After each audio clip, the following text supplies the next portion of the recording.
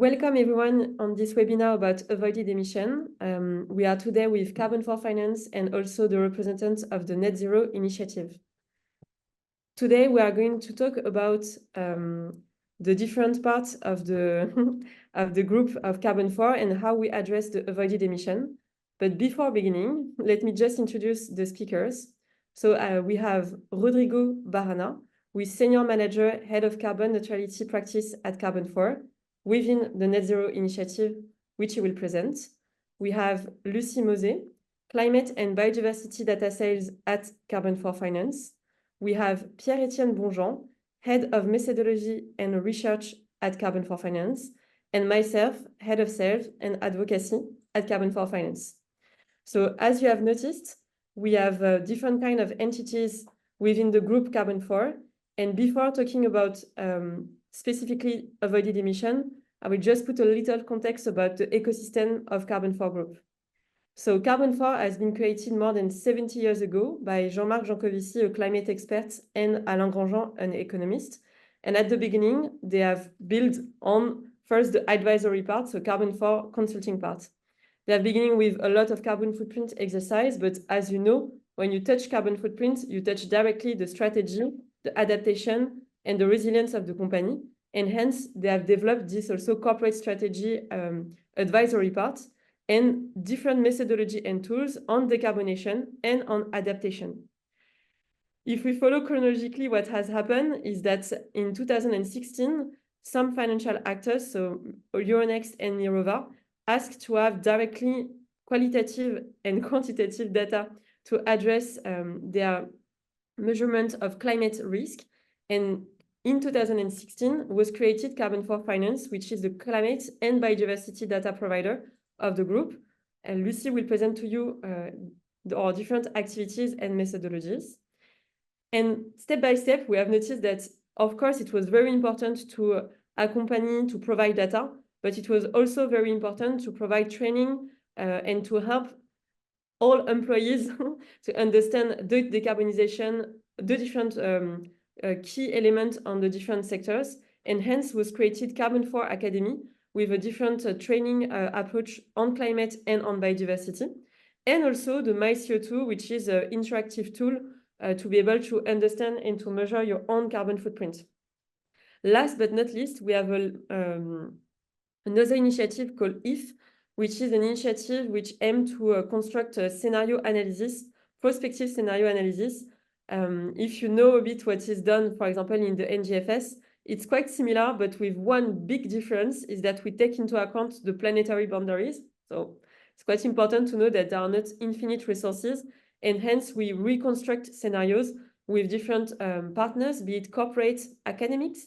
So if you are interested as well, don't hesitate to put your contact. We can also put you in contact with this team. When we talk about avoided emission, it was at the core actually of what we have done since the beginning of Carbon4. And it's why today we wanted to do a webinar, not only with the data provider part, but also with the consulting and advisory part, because we need always a framework, a global framework, in order to know what we are going to translate in terms of data after all. So it's why in terms of the I will say the agenda of today, we'll begin with Rodrigo, who will explain the Net Zero initiative and the key principle about neutrality and avoided emission. We'll then introduce Carbon4 Finance and our activities and how do we want to help financial actors with avoided emission, but also with other kind of data. And we'll deep dive specifically on avoided emission methodology and data in Carbon4 Finance with specific use case on some companies. We have let a lot of time for Q&A, so you will have roughly 20-25 minutes for Q&A. So don't hesitate to write them directly on the Q&A part. We will take all Q&A on the end, but don't hesitate to write them. So if you want to write them during the presentation. So I'll let now Rodrigo present the Net Zero initiative and the key principle on neutrality. Thank you, Melissa. Hello, everyone. So the Net Zero initiative was launched by Carbon4 in 2018. At the time, just after that the Paris Agreement was signed, many organization companies started to claim carbon neutrality or to announce short-term carbon neutrality goals. So we decided to propose a new framework to better define the carbon neutrality applied to companies. At the time, and still nowadays, there are two very different carbon neutrality concepts that coexist. So let's look at these two concepts and ask if they are consistent between them. So let's the first carbon neutrality concept is that one defined by the science and that is applied to at a global level. And the other one is the carbon neutrality used by the private sector and that is applied to individual organizations or individual objects. For example, the carbon neutrality companies or the carbon neutrality projects. So let's focus on the first concept first. So what it means, the carbon neutrality for the science. To better understand the concept, let's use a metaphor, the metaphor of a bathtub. We can imagine that our atmosphere is like a huge bathtub, and the level of water inside it is the level of the concentration of greenhouse gases. Before the Industrial Revolution, there was already a level of water inside this bathtub. The problem is that since the Industrial Revolution, human activities created a new tap in this bathtub. So since that time, we start to increase the level of the water inside this bathtub. And the problem is that today our tap is more important than the sink of this bathtub. So the level of the water is increasing. To fight against the global warming and to limit the global warming at 1.5 or 2 degrees, we have to do two different things. The first one is to stop the increasing of the level of water. So we have to find a balance between the emissions and the carbon sinks. And it's also important to do it as quickly as possible to stop the increase of the water before the tub overflows.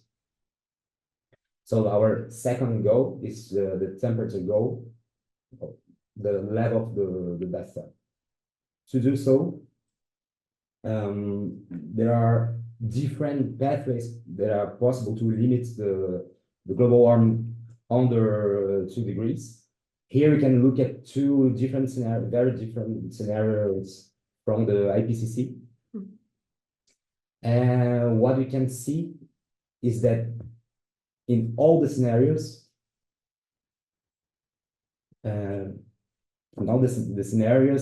we 80% of emissions reduction is required, at least.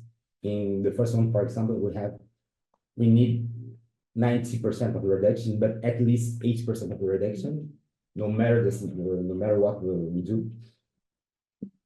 The second important point that we can see in this scenario is that the carbon neutrality must be reached by around 2050.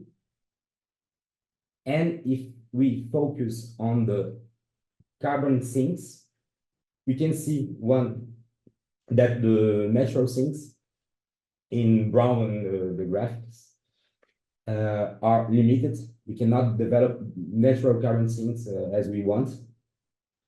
And also, more we wait to reduce our emissions, more we will depend on technological sinks that still are expensive, is still in development.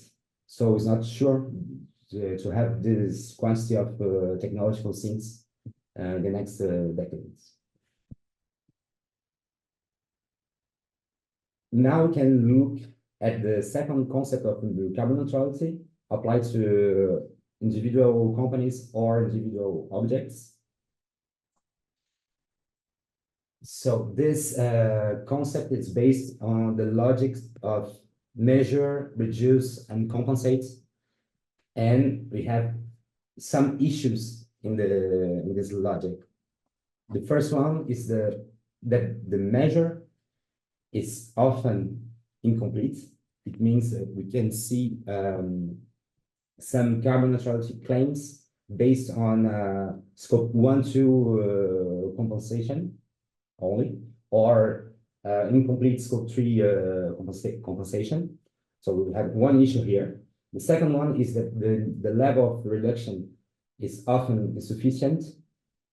In some claims of neutrality, we have like 20, 30, 40% of reduction, and then the compensation, which is not sufficient at a global scale. Rodrigo, apparently there is another issue which is not climatic, but it's the mic. So we will switch with your mic if you want. Just give us 1 second, please.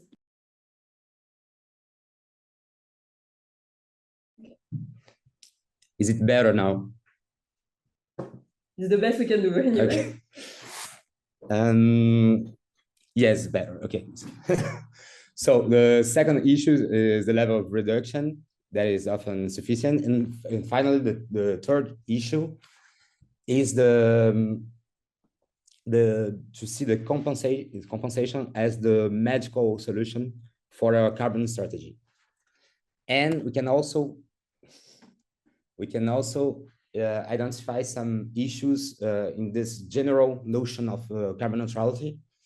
The first one is that the term carbon neutral hides the company's emissions. So when we claim a carbon neutrality, the stakeholders may think that the problem is solved and there is no more dependency on greenhouse gas emissions.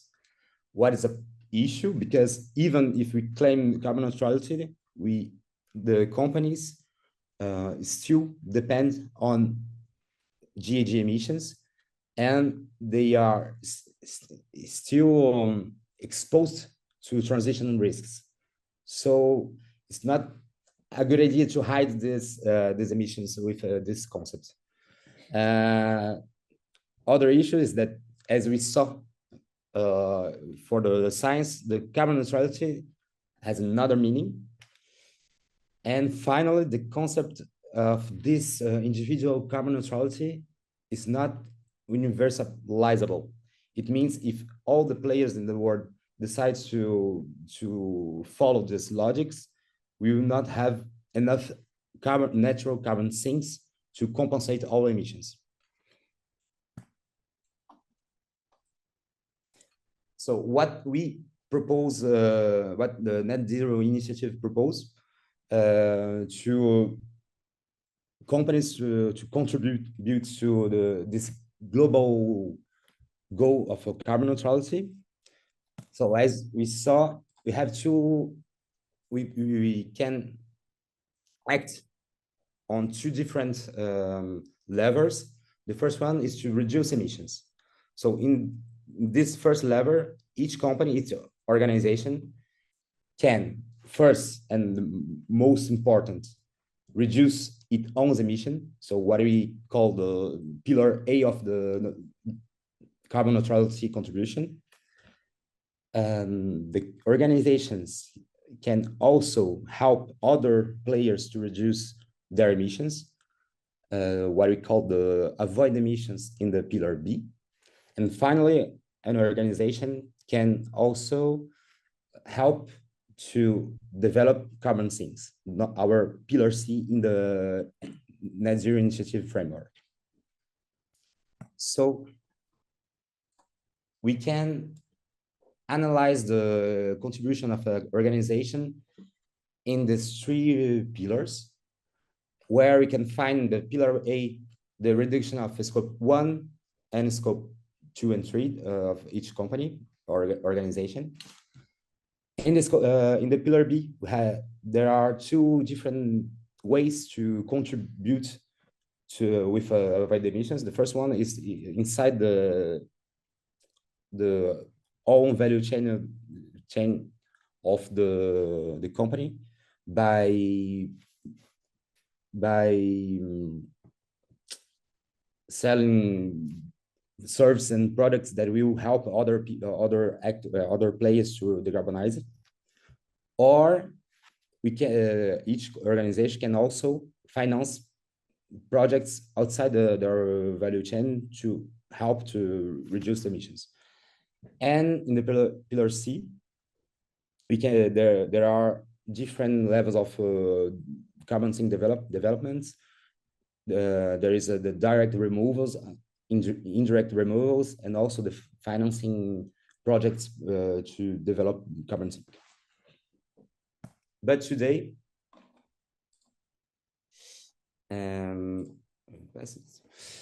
so since our first study in 2020, we published other studies, but let's focus on two guidance. The first one is the Pillar B guide that we published in 2022, and last year we also published the guidance on avoid emissions that we co-wrote with the WBCSD. Both are about how we can calculate avoid emissions. So let's understand what avoid emissions means. So let's focus on this part of the Net Zero Initiative dashboard. So the avoid emissions, it's an assessment where we compare the induced emissions between two scenarios. The first one is the baseline scenario that describes what would have happened in the absence of the project or the solution that we are studying. And this scenario must be as realistic as possible. You cannot try to evaluate this baseline scenario to try to over-evaluate the avoid emissions. And the second scenario is the project scenario that describes the actual situation with the solution that we are analyzing. So we calculate the induced emissions in each scenario, then we make the difference between them to calculate the avoid emissions or the added emissions if the project scenario is more carbon intensive than the baseline scenario. And it's also important to have in mind that avoid emissions, of course, it depends on the carbon performance of the solution studied, but it also depends on the context in which the solution is sold. For example, for a wind turbine, the same wind turbine, if we installed it in France, it will have less avoid emissions than if we install the same wind turbine in Germany, for example, because the electric mix in Germany is more carbon intensive than this one, the one of France.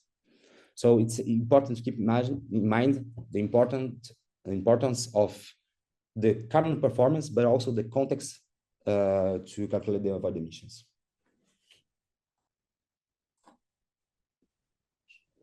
So now I will present you the Carbone4 Finance, but maybe some of you already know, so I will be quick on this before Pierre-Etienne presents you the methodology on avoided emissions by Carbone4 Finance. So perfect. So Carbone4 Finance, as you may already know, is the climate the data, climate, and biodiversity provider of the Carbone4 group. So basically, Carbone4 was created more than 17 years ago. So we have more than 17 years of expertise in climate by two experts, which are Jean-Marc Jancovici and Alain Grandjean. At the beginning, so the main goal at the beginning was only to do low strategy carbon emissions. But with the time, we had some clients, such as, for example, Mirova and Euronext, that asked for specific data. And so this is when we created Carbon4 Finance. So first with a first methodology which is called CIA. So it allows us to assess transition risk, so carbon impact analytics. And now we have three of them, three methodologies. So CIA for transition risks, CRIS in order to assess physical risks, and BI-GBS that allow us to assess biodiversity impacts and dependencies. So what is basically the main differences and the main assets of Carbon4 Finance is that we assess the data based on a bottom-up strategy, technology. So basically it means that we have analysts that on a daily basis will collect physical volumes in annual reports of the companies that we assess. And then we modelize all the emissions and all the data that we are providing our clients, thanks to emission factors, which are collected and computed for most of them by Carbone4 consulting part. So if I take a concrete example, let's say that we will take Toyota, so they make cars. It means that the analyst that is making the analysis of this company will collect how many hybrid vehicles, electrical cars, and diesel cars are sold by that company. And for example, in what country are they sold? So for example, if electrical cars are sold in China or in France, it's not the same electrical mix, so it's not going to be the same emissions. So this is the level of granularity offered by our bottom-up approach, which is clearly really important to us. And so we have a sectoral approach, which allow us to compute this for more than 75 sectors and on 42,000 entities. Yeah, we can move on to the next slide, thanks. And for each of our three databases, we are partnered with experts. So for example, for the CIA, the Carbon Impact Analytics methodology on transition risk, we have the chance to be working along with Carbone4 Consulting. So thanks to their complete emission factors databases, we are able to compute really precise and granular metrics. And for so this is the case for both our climate methodologies, so CRIS and CIA. And for the biodiversity part, we are partnered with CDC Biodiversité. And they have more than 17 years of expertise in biodiversity. So the two of us, combining both expertise, help to create a really strong and complete database for biodiversity impact analytics powered by the GBS, which is the Global Biodiversity Score. So this is a really important partnerships, all partnerships to us, and this is really in the DNA of the company to really go looking for the experts in order to provide the most precise and granular metrics then. So we can move on to the next slide, please, and thanks. And so we are providing a large range of data on both listed and unlisted assets on the three databases, so transition risk, physical risk, and biodiversity impacts and dependencies, with an international coverage. We can move on to maybe the next slide just to present you some of our clients. So we are working with international and national both clients. They can be asset managers, such as, for example, you can see Amundi, Rothschild & Co, AXA investment managers, but also asset owners. So you can see some of our clients. So we're working with Allianz, Malakoff Humanis, for example, but also Société Générale Insurance. And also we are working with banks. So, but also central banks. So we are one of the official climate data provider of the European central banks. And we are working with international clients such as, for example, ING, but also the entire group, Crédit Mutuel. And finally, we are also working with index providers such as Euronext, SDX, but also several others actors of the financial sector. So maybe now we'll let Pierre-Etienne present you the Carbone4 Finance methodology on avoided emissions.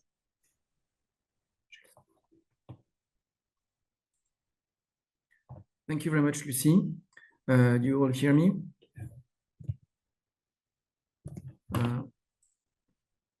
So this is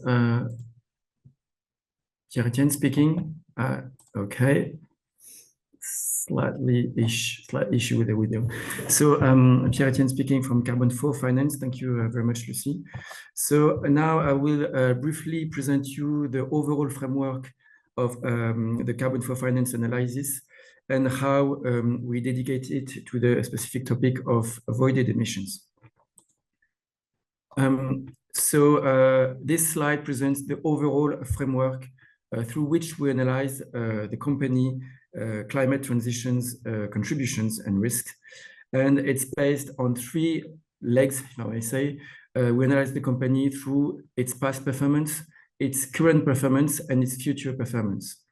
And really, we dedicate most of our time, and our analysts dedicate most of their time to reviewing every public data available through the company reports, so the financial, extra-financial reports, etc., to measure and to assess how the company has performed over the last 5 years through various indicators dedicated to the sector of the company to assess and to rate the company through its past performance.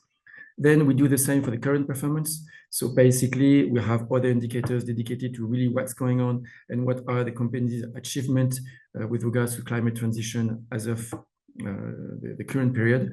And then we have some kind of a forward-looking perspective to the company's commitments, investments, and strategy, and how its governance is meant to deliver concrete and tangible results towards climate transitions for the future to come. And this is how we assess every of our companies, the company we rate. And the main objective is to bring comparability within one given sector, to be in a position to identify and to highlight the best and the worst contributor, and the company that are the most at risk, and the company that is the least at risk towards a climate transition. And I will not go into the very details of our analysis right now, but you see in the middle of the slide that we will focus on avoided emissions that are really part of the past and current performance in our analysis. A brief word as well on the CIA product that is really based on a bottom-up approach of the analysis of the company. This is our really strong belief that the in-depth assessment of a company goes through a bottom-up analysis of this company, and which guarantee the best results and the best assessment. We also include in our approach the whole scope, the whole types of scopes, so it's including the scope 1, 2, and 3 emissions, to see really the dependencies and the contingencies of each scope, and how they have consequences on each other. Of course, we assess the emission savings, and we go through the details of that and how we do that within Carbone4 Finance for each of the companies that we assess. And as I said, we give a forward-looking analysis. So it's not only what the company is doing right now, but how its commitments, and its strategy will provide results or not, and to which extent the company is transparent on its strategy and mature on its strategy toward harnessing the climate transition challenge. And all those results are available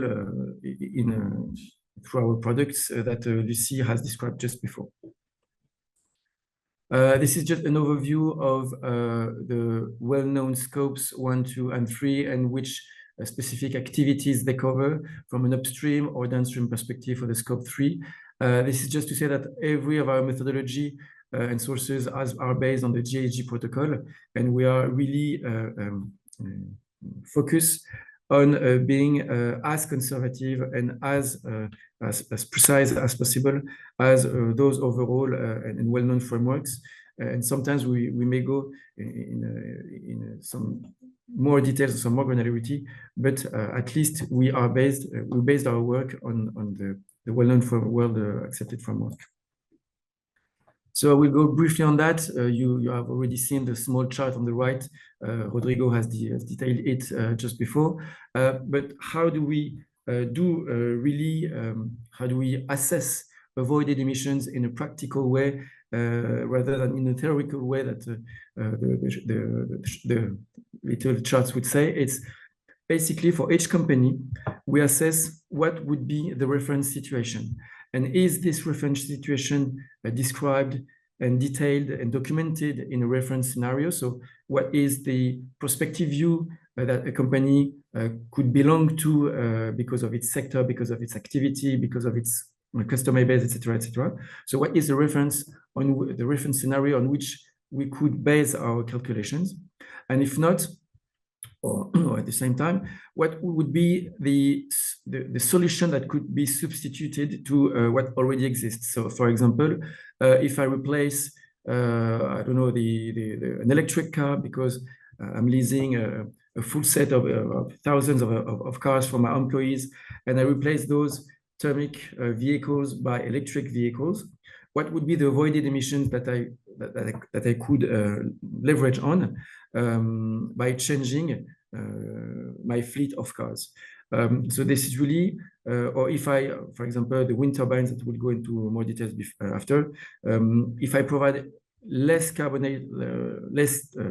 carbonated electricity to the area I'm located in, what is the avoided emissions I'm providing and with which I'm contributing to a lower carbon energy mix?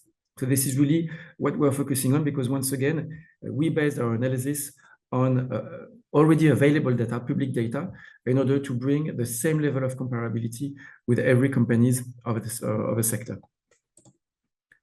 One thing to be aware of when we talk about avoided emissions is that we are assessing the full value chain of the company. So what comes upstream, what comes downstream. And this is really important to be relevant or know the full cycle, or know the full product life cycle.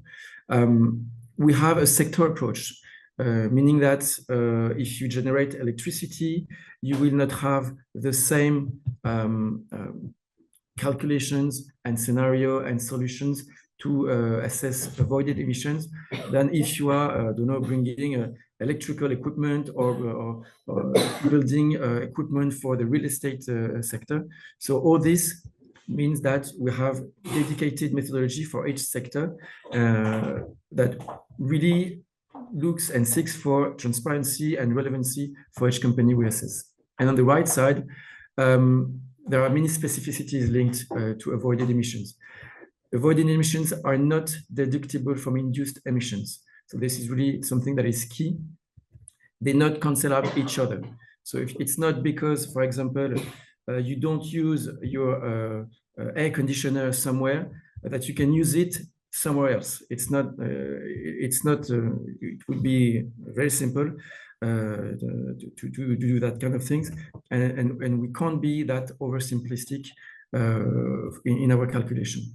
I said that we have a sectoral approach on every sector that we analyze. Some sector may not have avoided emissions because we must meet two different conditions. The one, there must be a science-based reference scenario, and we must be able to contribute to the low carbon transition. So some activities are not eligible to avoided emissions because of their own nature, and they are not meant to be eligible for that. As I said, talking about the product life, the full product life cycle, avoided emissions, they do not only concern the year of the analysis. So if I analyze a company in 2024, I will calculate avoided emissions for the full life cycle of the product that the company is making. Once again, I will go into the details of that just after. So this is for the larger picture of the avoided emissions. I will just make a brief side review of the concept that's called the added value that we use at Carbon4 Finance.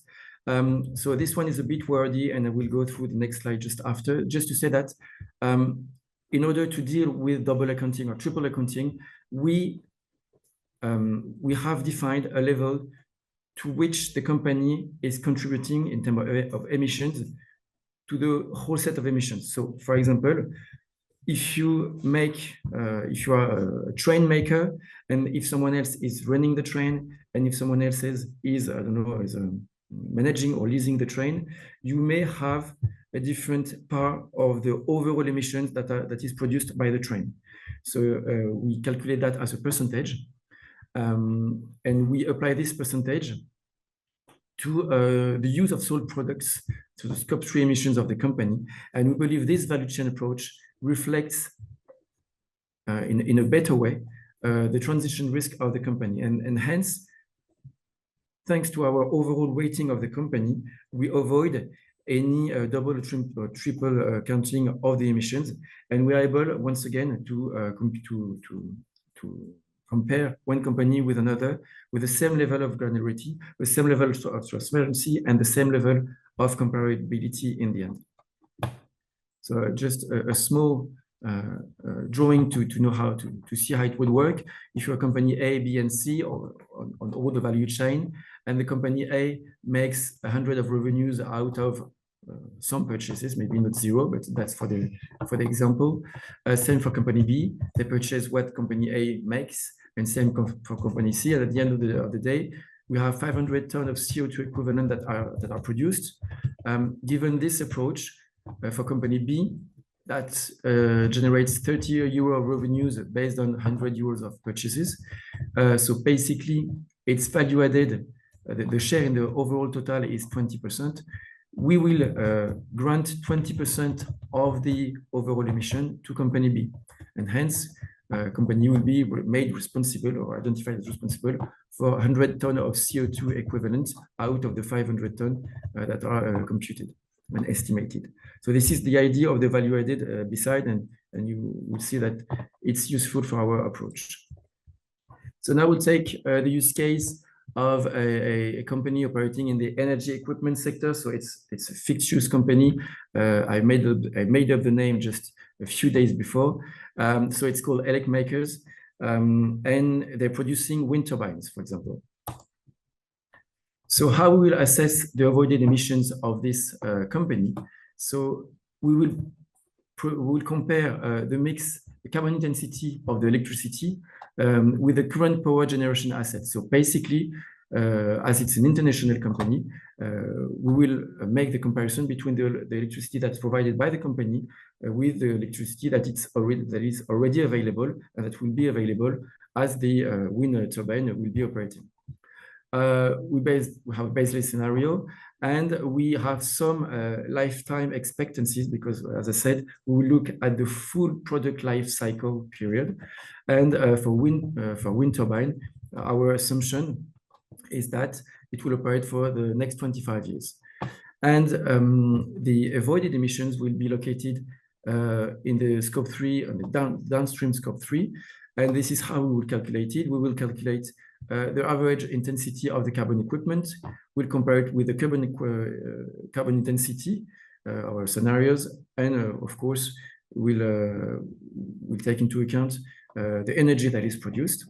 and we'll have the overall avoided emissions. So in order to have some order of magnitude, we'll go through a detailed calculation. So bear with me, it's not that complicated. So first, we compute the total electricity that is produced. And basically, this is the installation lifetime. So our hypothesis, the 20 hours each day, the 365 days for each year, the load factor, that is as well an estimate and some data that are either given by the companies in the report or that we estimate, and the annual installed capacity during the year that is taken from the annual report of the company. Then we compute the overall energy that is produced over the lifetime of the wind turbine, sorry. And this is where the value added by the producer comes into account. Here, our estimate is that 28% of the value added can be allocated to the overall production of electricity. And then we have the avoided emissions. That is, so our emission factor that is not disclosed here, it's somehow our own internal expertise. And then we have the overall energy production over the lifetime that has been computed before, the induced emission downstream scope, and the percentage of new installation that will replace the existing installations. I will detail this afterwards, but basically we consider that not every new wind turbine will replace a new one. Some will still operate. And then we have an estimated level of avoided emissions that is around 57 million tons of CO2. And so our approach and the company's approach may have some differences, but that are not that material. First is that we have a lifetime estimated at around 25 years. This is our internal estimate.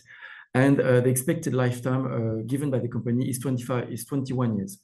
Why we stick to the 25 is once again to provide comparability between every wind turbines makers we could assess. Then we have the average carbon intensity. So here you have to stay with me. This is not that different from the one that is provided by the provider of 477 grams per CO2 equivalent per kilowatt.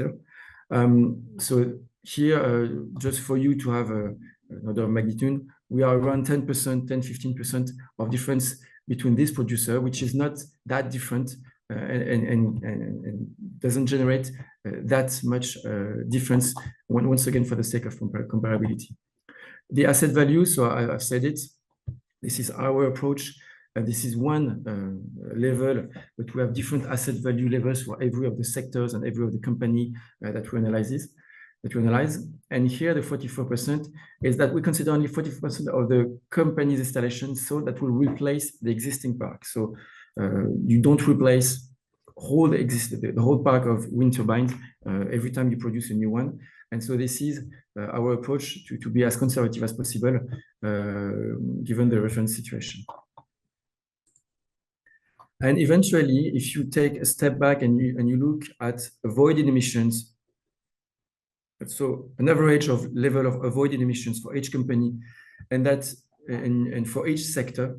So this is what you have on the left side, and the more as there are avoided emissions, it's negative. But you can see that the utility sector, the industrial manufacturing sector, or the industrial services sector are the one holding the more avoided emissions. So as an investor, if you want to seek for avoided emissions in your portfolio, or as a loan, as a financing entity, you should seek into those sectors. And for example, if you look at your utilities, if you look into the details of what's contained into the utility sector, basically it's the production of electricity. So typically what we've seen with the wind turbines, whenever you collect water, you treat it, or whenever you distribute gas, because if you distribute gas, the gas has a lower carbon footprint than for example, oil or coal. And then to provide energy, you may avoid emissions using gas. Same for industrial manufacturing or industrial services. I've detailed here a few sub-activities of each sector. So industrial manufacturing is whenever you have a company manufacturing steam generators or manufacturing electric motors. And for industrial services, it's whenever you transport passenger or freight through a rail. So we have that a lot in our company, in our cities, through the subways. And whenever you construct utility projects for electricity and the electricity and telecommunication sectors. So overall, this is how we compute avoided emissions. It is how we manage to provide comparability and to really be in a position to leverage the available information that are reported by the companies or that are available through the research and through the various scenarios that we are leveraging. And so I guess this is it for the presentation. I will give now back the floor to Melissa.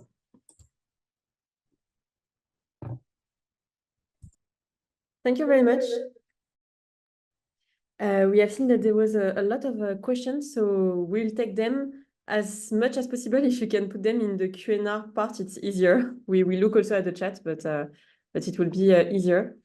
I think one of the questions was for Lucie. Maybe if we can begin with that on the usage of the data on Carbon4 Finance side for corporate and or for financial institution.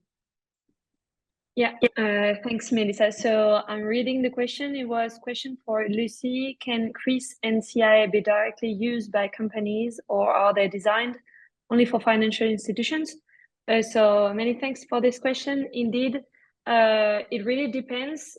So it's specifically designed for financial institutions, but it depends. So if you have an asset management business unit, for example, or team within your company, and it's, I don't know, you have a lot of investments, we can work with you.